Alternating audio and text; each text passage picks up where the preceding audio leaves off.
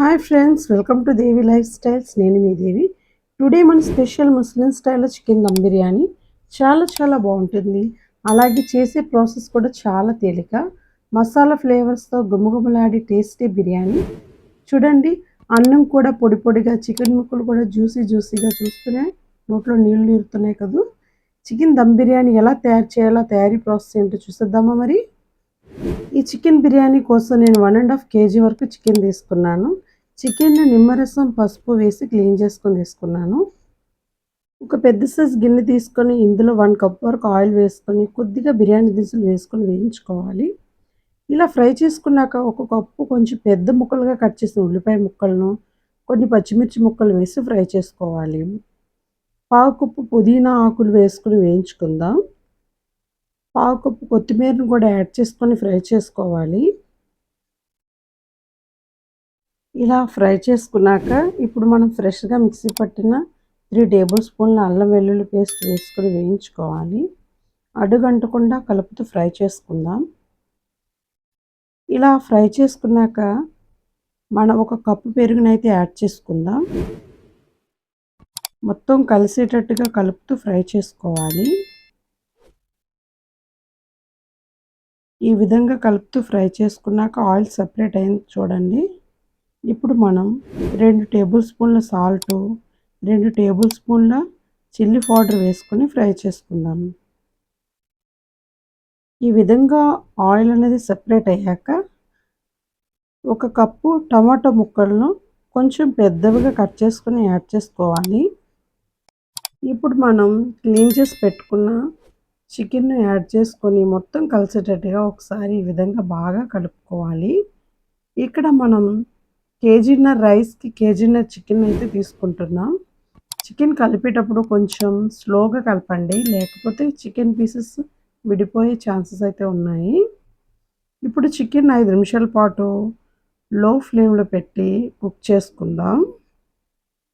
5 నిమిషాల పాటు కుక్ చేసుకున్న తర్వాత దీనిలో 1/2 టీ స్పూన్ సాల్ట్ వేసుకుందాం. నేను ఇక్కడ పిల్లల కోసం అయితే ప్రిపేర్ చేస్తున్నాను కాబట్టి 1 టేబుల్ స్పూన్ బిర్యానీ మసాలా మాత్రమే యూజ్ చేస్తున్నాను. 1.5 kg కాబట్టి 3 table spoon biryani masala powder వేసుకుంటే బిర్యానీ ఘాట్ అయితే కరెక్ట్గా సరిపోతుంది. ఏ మొగ్గుతో అయితే రైస్ కొలుచుకున్నామో అదే మొగ్గుతో 3.5 మగ్గుల వరకు వాటర్ని యాడ్ చేసుకుందాం. మంటని లో ఫ్లేమ్లో పెట్టి చికెన్ అయితే కుక్ చేసుకుందాం.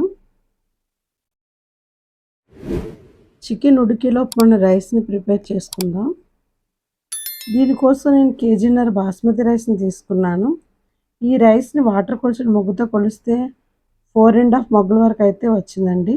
ఈ రైస్ని 3 సార్లు వాష్ చేసుకొని వాటర్ వేసి నానబెట్టుకోవాలి. తర్వాత వేరొక స్టవ్ ఆన్ చేసుకొని రైస్ను వండడానికి వాటర్ని వేడి చేసుకోవాలి. దీనిలో 1 టేబుల్ స్పూన్ వరకు సాల్ట్లు వేసుకొని వేడి చేసుకోవాలి. ఎసరు బాగా వేడయ్యాక మనం నానబెట్టిన రైస్ని వేసి ఉడికించుకుందాం. ఒకసారి రైస్ని ఈ విధంగా కలుపుకోవాలి. రైస్ పూర్తిగా ఉడకనవసరం లేదు. వీడియోలో చూపించిన విధంగా 50% వరకు ఉడికితే సరిపోతుంది. ఎందుకంటే మరలా మనం ఈ రైస్ ఉడికిస్తాం కాబట్టి రైస్లోని వాటర్ని ఏదైనా స్ట్రైనర్ సాయంతో మొత్తం వాటర్ని సపరేట్ చేసి రైస్ని పక్కన పెట్టుకోవాలి. చికెన్ చూసారు కదా, 50% వరకు అయితే కుక్ అయిపోయింది. ఇప్పుడు మనం స్ట్రెయిన్ చేసి పెట్టుకున్న రైస్ని యాడ్ చేసుకుందాం. రైస్ మొత్తాన్ని మనం యాడ్ చేసుకోవాలి.